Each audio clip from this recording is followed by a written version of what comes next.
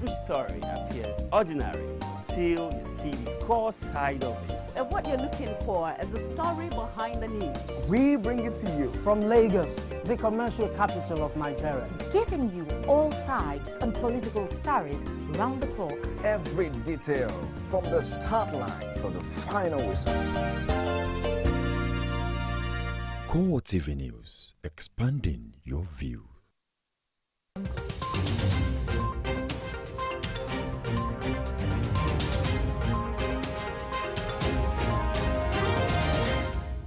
Hello and welcome to CoreTV Primetime News. I am Christian Ogodo. Thanks for joining us.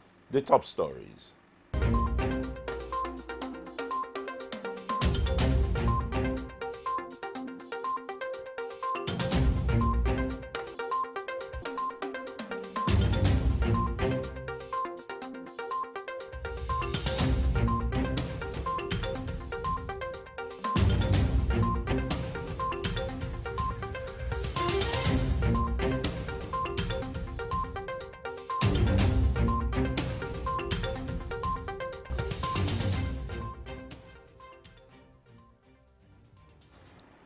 Thanks for staying with us. We'll now bring you details of our Primetime News Bulletin. And we'll start with the celebration of today's Children's Day, where President Muhammadu Buhari has expressed warm felicitation to Nigerian children as they celebrate across the Federation. The President also sent out a heartwarming message. Part of his message reads, and I quote, "I heartily greet you and felicitate with all Nigerian children on the occasion of this year's Children's Day celebration. I seize this opportunity of this year's celebration, which comes just 2 days before the first anniversary of the present administration, to reassure our children and youths that we remain fully committed to fulfilling our promise of a better Nigeria for all our people. On this happy occasion for our children, I reaffirm my belief that it is the right of every Nigerian child to have access to quality and affordable education, as well as healthcare and other basic necessities for a good life in a peaceful and secured environment. The good health and well-being of Nigerian children remained a top priority on our agenda for national development, and we have demonstrated our strong commitment in this regard with the allocation of 12.6 billion naira in the 2016 budget for vaccines and programs to prevent childhood killer diseases such as polio, measles, and yellow fever. The President rounded off his message by reiterating that children and youths have a very significant role to play in ensuring that Nigeria's democratic institutions of governance are continuously nurtured, improved, and strengthened to underpin national development and prosperity. And still in commemoration of the Children's Day, President Muhammadu Buhari says the Nigerian child is top on the agenda of government's development plan for the country. This is part of his message at this year's National Children's Day celebration. The President says, despite current economic challenges facing the nation, his administration will continue to do all within its powers to achieve better living conditions and greater access to quality healthcare and education for all Nigerian youths. It's their day, and as is traditional, children all over the country are celebrated on this day. In Abuja, the story remains the same, as school pupils and students, adorned in their different uniforms, gathered at the Eagle Square to celebrate. Celebration, no doubt. There are still a variety of issues bordering on their rights and on their minds, and are calling on government for better welfare package. I'd like government to provide free education for kids, because some kids are privileged, they are less privileged, they don't have money to go to school, their parents can't afford the money to take them to school. I want government to create facilities in our schools and employ more equipped teachers that are more good to teach our students. Today is a great day. We thank God for today, but we want the government to help us put an end to child marriage in Nigeria. I advise government to look into it very well and to, not allow child violence in our country and to prevent it. President Buhari again reassures children that his administration is poised to do everything possible to see that they are seen as a priority everywhere in the country and in the world, especially with programs lined up in the 2016 budget. The president is represented by the Minister for the Federal Capital Territory. The government is committed to promoting and protecting rights of every citizen, including children. This is because it is our primary responsibility as enshrined in the 1999 Constitution of the Federal Republic of Nigeria and the Child Rights Act of 2007. Minister for Women Affairs, Senator Aisha Al-Hassan, represented by her ministry's permanent secretary, says children must be given a pride of place in Nigeria. Children are human beings in their rights and therefore deserve to be respected and protected. They have views and hold opinions which should be expressed and which we collectively have a responsibility to understand and take into account as we make decisions on their behalf for the growth and development of this country. Caretakers of the children also have their own work cut out for them. Some homes, the parents don't really care about what their children do.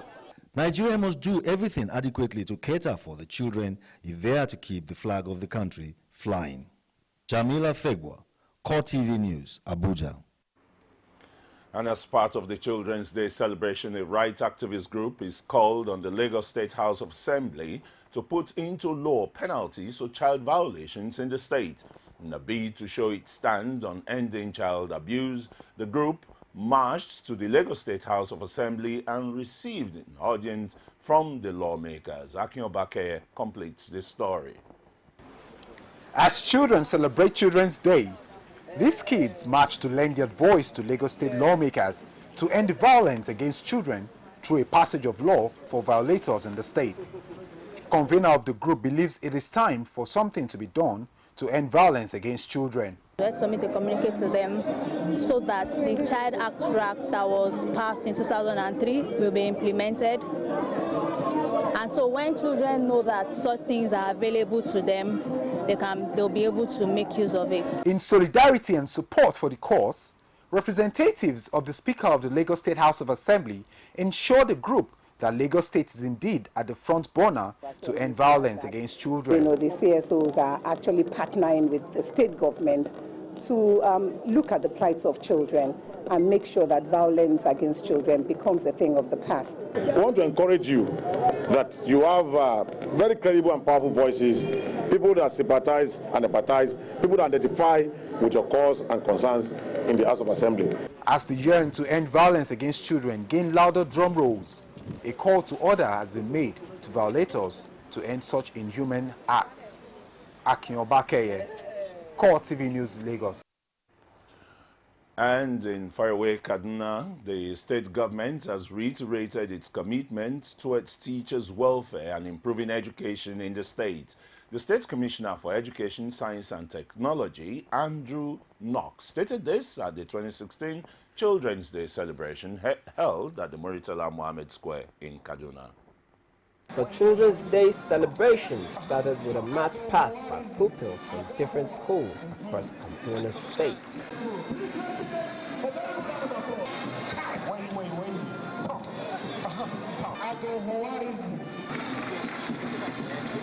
The commissioner who stood in for the state's governor, Nasir El-Rufai, says the state is marking Children's Day celebration for the first time since the year 2011 due to the many security issues that have affected activities across the northern part of the country.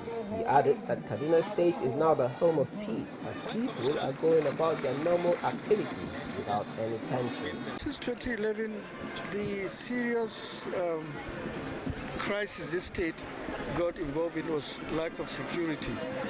You can see by yourself, if this state was not well secured, we would have brought our small children to come here for parade. In teachers' welfare, the commissioner revealed that the state government is committed towards improving teachers' welfare and training to make the education sector more attractive.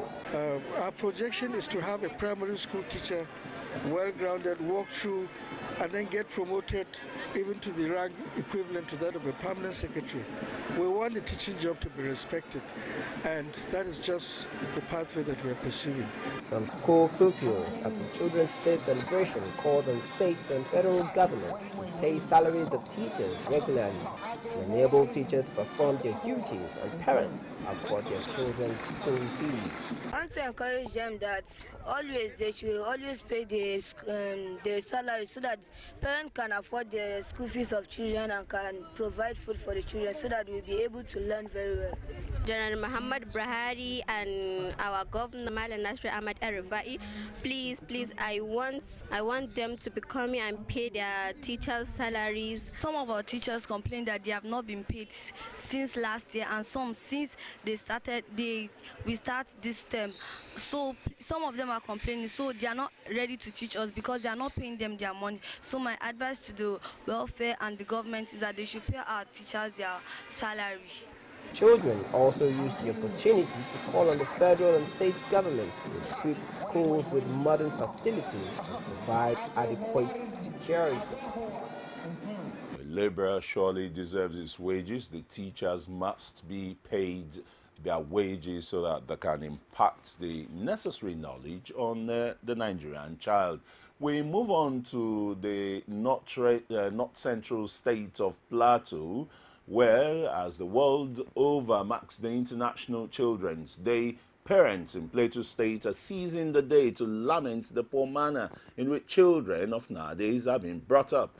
They attribute the neglect of parents and guardians as the reason why there's so much violence among the youth who have taken to various forms of criminality. It's contained in our next report. Plateau State has had its fair share of the insurgency that has bedeviled the nation in recent years. Besides that, communal clashes championed by restive youths have crippled the social and economic life of Plateau State for almost 2 decades. On many occasions, these developments have been blamed on parents who fail to bring up their children in a moral way. God gives us these children so that we will raise them in a godly way, but in a way that we didn't even care about their life. We allow them to push them to go out there.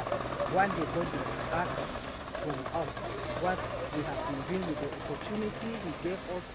It's becoming very difficult for the present day older persons to control the younger generation because things are not the way it's supposed to be. While speaking with our reporter, some residents say things have changed lately, a reason for the different ways in which children are being brought up. Others believe children no longer stay long enough with their parents like the days of yore, hence the difficulty in molding their youthful lives. A good percentage also opine that with good nutrition, children can be tamed to remain at home to conform to the rights norms of the society. Train their children at different levels, but the challenge is after they have finished school, they have nothing much to do, they don't have work to do. I think that poses a new challenge for parents to think about other means of employment for their children, like skill acquisition. But by the special grace of God, there will be more love in the family than what it had been before. For you to live a healthy life, it starts from the food that you are giving your children or your family entirely. You have to give them a good, balanced diet. If children are the future, then the onus rests on their parents to ensure that they grow up as responsible adults. And just one more stories on the Children's Day celebration. This time we're talking about safety, and the Road Safety Corps, in collaboration with Strap and Save Child Foundation, has called on the Lagos State government to make laws that all children must be strapped with seat belts in any vehicle.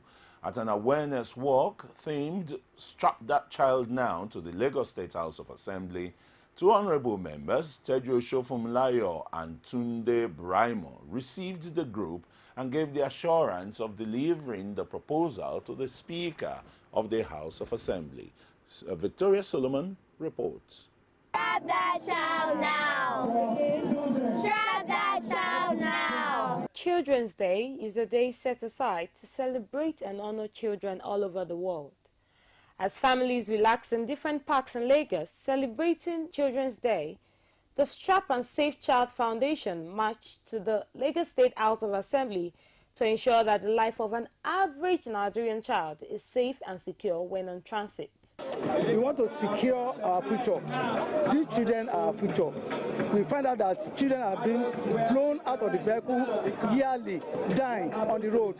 So the government should promulgate a law to make sure that people should be strapping their children inside the vehicle. An artist who also supports the work has this to say.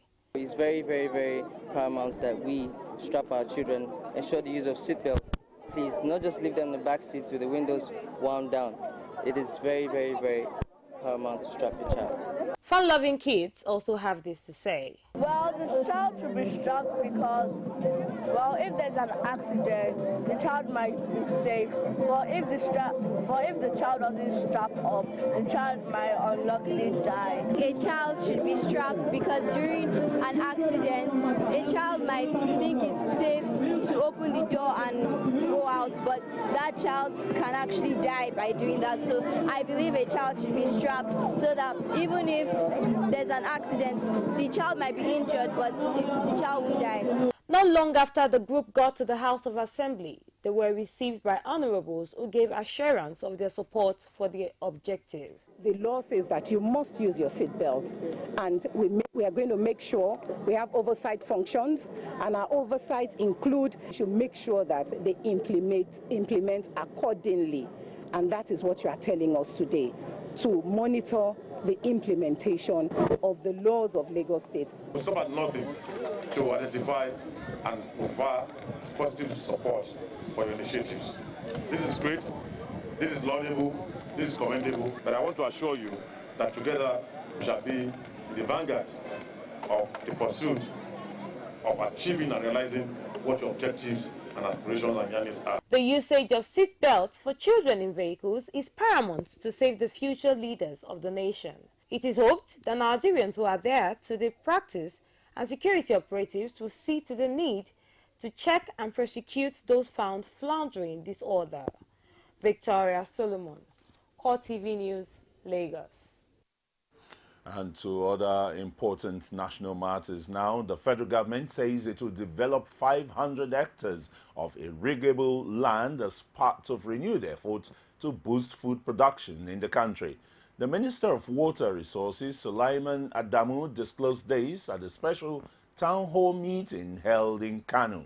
The meeting, organized by the federal government as part of activities to celebrate the one-year anniversary of President Muhammadu Buhari, further states that the federal government found it necessary to give priority to agricultural sector in order to provide jobs to the teeming youths. Furthermore, as regards potable water, the minister gave the assurance that the federal government is doing everything possible to change the ugly trend by ensuring that Nigerians have access to safe drinking water by 2030. And President Muhammadu Buhari has assured that government and the people of Niger Republic, that his administration, will boost the growing bilateral ties between Nigeria and its northern neighbor, especially in the field of agriculture. According to a statement by Senior Special Assistant on Media and Publicity, Garba Shehu, the president spoke while receiving a special envoy of President Mahmoud Issoufou of the Republic of Niger at the presidential villa, Abuja. Buhari was further quoted as saying that his government would closely look at the message from his Nigerian counterpart, which he says is aimed at enhancing and deepening the existing cooperation in agriculture between the two countries. The president, who prays for good rains in both countries, says a friendly weather will boost food production and avert the specter of hunger. And the federal government has announced plans to establish at least one information and communications technology ICT university in each of the 6 geopolitical zones of the country. The Minister of Communications Technology, Adebayo Shitu, confirms this while delivering his keynote address at a one-day information communication technology sensitization workshop for secondary schools in the Federal Capital Territory. The minister, who was represented by the Director of ICT in the ministry, Monila Udo, explains that the plan for the university is to close the digital divides that exist in the country at the moment. According to him, the university, when established, will focus on training teachers that will in turn go to other schools to train other Nigerians who will over time graduate as highly skilled technocrats that can compete in the global market and create jobs. And less than 48 hours to Democracy Day, as President Muhammadu Buhari-led administration will clock 1 year in office, Nigerians, especially the people of Kwara State, are urging the federal government to build social amenities for the citizenry. Although lauding the president's fight against corruption and improved security, they lament the poor economic state of the nation. Personally, I think it will be too early for us to actually judge the performance of Mr. President. We must run away from the fact that President Buhari came in at one of the most critical and challenging periods in our national life. Though, if you look at the economy, the security situation, the time he came in, we will give the, Mr. President a pass mark in the aspect of security. But in terms of fighting corruption and economy, I think that Mr. President needs to do more in ensuring that people really convinced about his ability to deliver on the promises. I think we can give him a pass mark. If we are to look at how he actually came into power, things were already getting bad before he came on board. So with that in mind, we can say he has done incredibly well. And in part two, after the break, the federal government says it will not interfere on the workings of the EFCC, whom to prosecute or who to release. That's in part two after the break. Don't go away. Stay with us.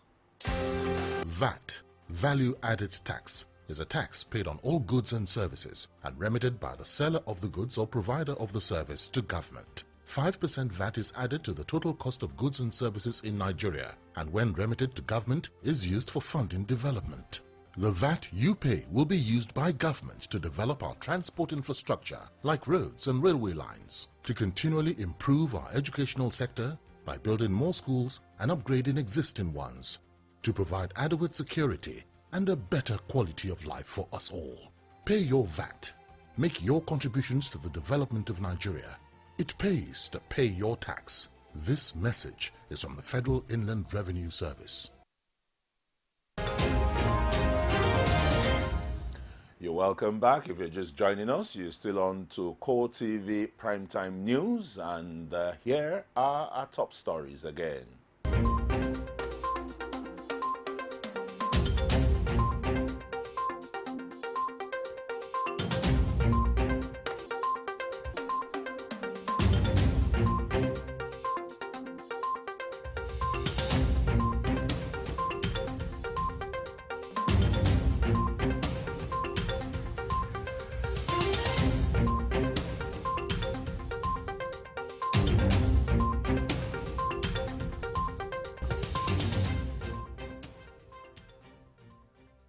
For more and other stories on our news, you can follow us on our social media platform, facebook.com/CoreTV News.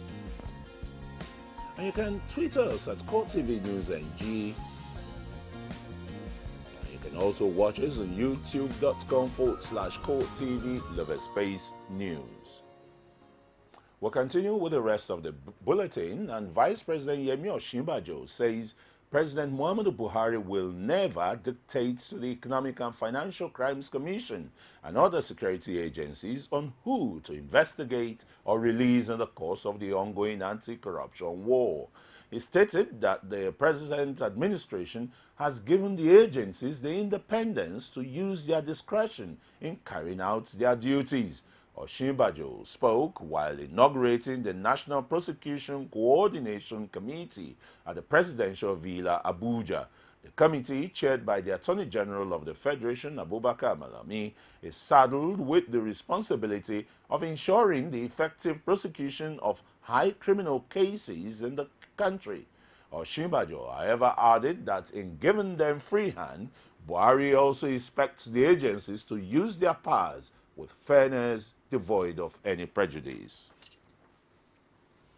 An Abuja High Court has berated the Economic and Financial Crimes Commission, EFCC, over the continued detention of ex-President Goodluck Jonathan's cousin, Azibola Roberts, for over 65 days without trial.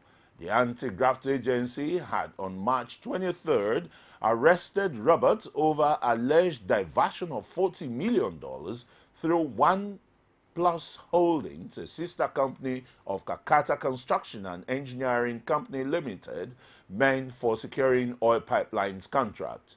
Ruling on an application for the enforcement of his fundamental rights, Trial Judge Justice Goodluck Olasunbo describes the prolonged detention of Azibola Roberts without trial as reprehensible and a conduct that can cause anarchy.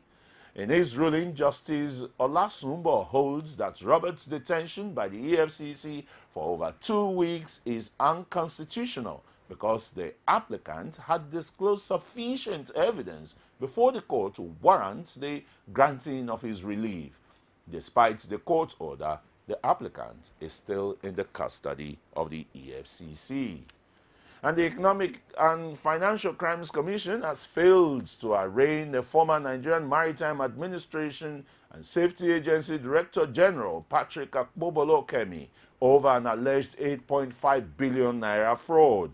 Akpobolo-Kemi was charged afresh with the Chief of Logistics, Defense Headquarters, Major General Emmanuel Atewe, who was until last year the commander of the Joint Task Force Operation Polo Shield in Yenegua, Bayelsa State. The new charge pending before Justice Saliu Seidu of a federal high court in Lagos is the sixth that the EFCC will file against Akpobolo-Kemi. The arraignment was stalled after Akpobolo-Kemi objected to the reading of the 11-count charge because he was not served with a charge and proof of evidence. Meanwhile, Akpobolo-Kemi says he's not aware of the scheduled arraignment, adding that he left the hospital to attend his trial in another criminal charge before Justice Ibrahim Buba. And still on matters of corruption, the Independent Corrupt Practices and Other Related Offences Commission has secured a 6-year prison sentence for a civil servant for receiving double salary. A Niger State High Court sitting in Minna sentenced Lawal Idris Abdullahi to 6 years imprisonment for fraudulently receiving monthly emoluments from 2 federal government agencies. The ICPC said in a statement by its spokesperson, Rasheedat Okodua, that Abdullahi was arraigned before the acting Chief Judge of Niger State, Justice Maria Zukogi, by the Commission on 6 counts bordering on making false statements to public officers, thereby contravening sections of the Nigerian Constitution. The ICPC began investigation after receiving a petition on Abdullahi's fraudulent and dishonest activities from the National Identity Management Commission, where he was working and at the same time drawing monthly salary from the Federal Inspectorate Service, MENA, which is an agency under the Federal Ministry of Education. The Department of Petroleum Resources, DPR, has sealed some petrol dispensing stations in Kaduna State for selling above official price and under dispensing of the product. The DPR officials took the operators of the petrol stations unaware following complaints by motorists that the filling stations are selling above the official pump price of 145 naira per litre. Kaduna State correspondent Theophilo Sabila reveals that most of the filling stations visited were selling between 180 and 200 naira per litre. His report is presented from our studios. The Department of Petroleum Resources Kaduna Zone is expressing dismay over lack of adherence to the new pump price policy of the federal government at 145 naira per litre. The zonal controller who led this operation says the agency had begun daily monitoring of petrol stations in the state. in order to ensure full compliance of the official pump price. He also adds that filling stations found guilty will be sealed and the product will be given free. We decided to come here. This time around, we are going to take drastic action. It's selling above pump price and all sorts of atrocities. We are going to make a free sale. We are going to enforce the sanction until when they are cleared. Sayadi reiterates the commitment of the department in ensuring absolute compliance with the regulations sequel to the directive by the federal government to effect the new price of petroleum product at 145 naira in the country as stringent measures await defaulters. This is a warning, not only this station but to all the other stations. We are still vigilant. We will continue. If anybody thinks that he can test our determination, let him try. The controller also says the next concentration of the department will be focused on unlicensed stations buying from third parties to sell above approved price, which he describes as illegal, adding that the penalty for diversion of petroleum products will also be looked at. End. The Niger Delta Avengers militant group has claimed responsibility for the blow-up of a large gas and crude pipeline operated by the state-run Nigerian National Petroleum Corporation near the town of Warri. This is happening just after the Niger Delta Avengers had claimed responsibility for the blowing up of an underground Chevron crude oil trunk line. Spokesperson of the Joe Youth Council, Eric Omar, says there are two simultaneous attacks at the PPMC and an NNPC facilities. And the Rivers State Police Command has declared 5 policemen missing after an ambush by unknown gunmen at Okujagu, waterways in Okrika local government area. The command also announced the arrest of 53 suspects in connection with the missing policemen. State Police Public Relations Officer Ahmed Mohammed said in a statement that the policemen were part of a team that were on a routine police inquiry when they were attacked before they could disembark from the boat conveying them. Mohammed explains that 6 policemen comprising 2 inspectors and 4 other officers were initially missing, while Inspector Afenwa Imokwede was rescued a day after. And experts in militancy have called on President Muhammadu Buhari to look beyond the Niger Delta region if he intends to yield results against the ongoing pipeline bombings in the oil-rich region by the faceless group called Niger Delta Avengers. In an exclusive interview, the experts believe the intentions of the perpetrators has no connection with militancy, as the current amnesty program initiated by former President Umar Yar'Adua has not failed in its structure. Akin Obakeye brings us more. The amnesty program introduced by former President Umar Musa Yar'Adua has been able to restore calm in the region, following the uprising by the Movement for the Emancipation of Niger Delta.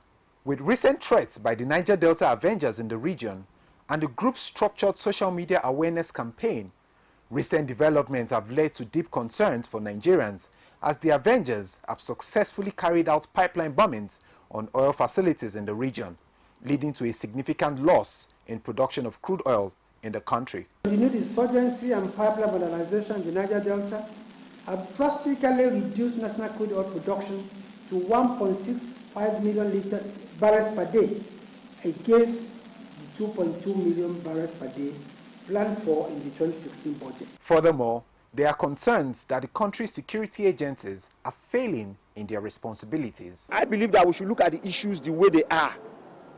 This is purely a failure of security in the region. And the place to place the blame is on the desk of the security agencies. It is an indication that such a vicious cycle will continue as long as the government is caving in to the demands, no avaricious demand now, not altruistic demand of those who are perpetrating this evil. Although the federal government has ordered every security presence in the region, it is believed that there is a significant level of external influence. These persons behind this could have some kind of external backing. So it shouldn't narrow its options just to the Niger Delta as it is. let it cast its intelligence gathering net wide enough. It might be able to know those behind this. It portends grave danger. So Nigeria is very, very sick to the extent that we can be destroying ourselves for the sake of trying to become prominent. With the group adamant for its voice to be heard, and the federal government insisting on a total shakedown of the Avengers, one can only hope that the back of the camel will not eventually be shattered into pieces. Akin Obakeye, CoreTV News, Lagos. The federal government says it is creating an enabling environment for investors to invest in the solid minerals sector. The Minister of Solid Minerals Development, Kayode Fayemi, stated this in Kaduna State at a national consultative meeting on the validation of roadmap for solid minerals development organized by the Federal Ministry of Solid Minerals Development. We'll have a report on that. In the bid to diversify the nation's economy from oil to non-oil sector, the Minister of Solid Minerals Development says Nigeria have already identified 44 solid mineral types available in commercial quantities. He also adds that the ministry is encouraging the private sector to invest in solid mineral resources development. It calls on states to be careful in issuing licenses to local and illegal miners so as not to drive away potential investors. We must be careful not to confuse potential investors by creating several layers of licenses for the operations of mineral resources development. Kayode Fayemi also says the solid mineral resources, if managed well, will create job opportunity for Nigerians and also attract foreign investors. The mandate that we have to ensure that this sector regains its old relevance, both in terms of job creation and revenue generation for the Nigerian economy. Keynote speaker at the event, who spoke on the topic, building a strong federal-state relationship for sustainable growth in the mining sector, says federal and state governments must build their relationship to be able to deal with the issue of illegal mining, which is affecting the sector negatively. The Ministry of Solid Minerals Development has shown its readiness to do what is necessary to de-risk the sector. In our constitutional arrangement of federal and state collaboration, the NEC and other levels of physical, fiscal, and institutional basis will be the foundation for a sustainable de-risking strategy. In his opening remark, the Kaduna State Governor Nasir El-Rufai, represented by his deputy, says solid minerals development is one key area that the Kaduna State government is focusing on, considering its importance in creating job opportunities. Solid minerals development is one of the 10 priority sectors of the present administration in Kaduna State. This is because we recognize the role of the sector in our quest for social and economic development. Participants were drawn from all across Nigeria. Nigeria is hosting an extraordinary Council of Ministers of the Niger Basin Authority with a call for member countries to show more commitment to funding the Commission so as to enable it to exercise its mandates and objectives. The Minister of Water Resources, Suleiman Adamu, gave the charge at the extraordinary session of the Niger Basin Authority's Council of Ministers holding in Abuja. Our correspondent, Basil Okafo, brings the details. The Niger Basin Authority comprised 9 member countries, namely Benin Republic, Burkina Faso, Cameroon, Chad, Cote d'Ivoire, Guinea, Mali, Niger, and Nigeria. Originally established in 1964 as the Niger River Commission, with the task of coordinating and providing information on various development projects of the Niger Basin, it was reconstituted in 1980 as the Niger Basin Authority. Its mandate includes promoting cooperation between member countries, sharing active watershed of the River Niger in the areas of energy, water, agriculture, livestock development, and fish farming. To make the organization come alive with its responsibility, Nigeria is charging member countries on funding the Basin Authority. Our common institution, which in recent years has positively proven its worth, be reformed institutionally and organizationally to align with the objectives stated in the strategic plan and the operational plan, which, as you know, incorporate all actions of the Climate Resilience Investment Plan. The 2016 NBA Ordinary Session of the Council of Ministers is expected to review and adopt the new sharing formula member countries' contribution to the basin operating budget. And to organize a donor roundtable in order to raise funds for implementation of the integrated development and climate change adaptation. Nigeria, being a pioneer member of the organization, has actively promoted the basin's natural resources in a sustainable manner based on the shared vision to improve the living standard of the people of the basin. We'll take one story from outside Nigeria on the foreign scene, where 5 people convicted of terrorism over the 2010 bomb attacks in Uganda's capital, Kampala, which killed 74 people, have been given life sentences. Among them was Isa Ahmed Luyima, the mastermind of the attacks claimed by militant Islamist group Al-Shabaab. 2 others, also found guilty of terrorism, were given 50 years in jail. Handing down the sentences, Justice Alfonso Owini-Dolo said he did not believe that the death sentence would act as a deterrent. And let's look at some sporting stories now, where the head coach of the Nigerian under-23 team, Samson Siaseya, has selected 20 players made up of 12 home-based and 8 foreign-based professionals for next month's Suwon Invitational Tournament in Korea Republic. The list is dominated by players who featured against Brazil's under-23 team in a friendly in Brazil 2 months ago, which Nigeria won 1-0. While 2 new faces, Emiloju Julius and Abdul Rahman Taiwo, broke into the team, midfielder Xavier Godwin also makes a return to the team after a long absence. The delegation of 20 players and 10 officials will be led by NFF Executive Committee member and chairman of the NFF Media and Publicity Committee, Suleiman Yahya Kwande. The group is expected to depart Nigeria for Korea Republic on Monday, 30th May, aboard an Ethiopian airline flight and arrive in Seoul on Tuesday. And finally, Confederation of African Football (CAF) has slammed a 5-year ban on embattled Chris Giwa and 4 of his disciples, thereby confirming and extending the same 5-year ban placed on them by the Amaju Pinnick-led Nigerian Football Federation.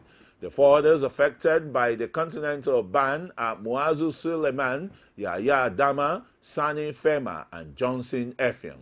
In a letter signed by CAF Secretary General Hicham El Amani, copied to NFF's President Amaju Pinnick and dated May 27, 2016, the letter states that the ban forbids them from all football-related activities for 5 years.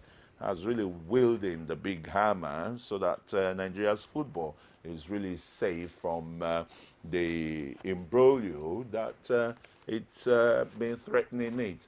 Well, that's how we end our primetime news for today. But before we say a final good night, let's take a recap of our top stories.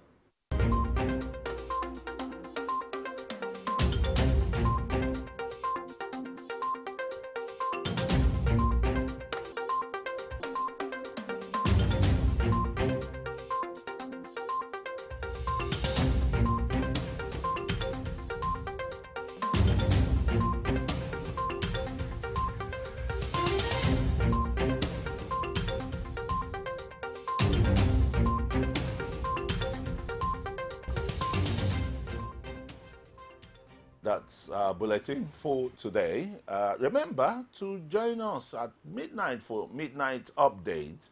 And on behalf of the production crew here, thanks for watching. I am Christian. Good night.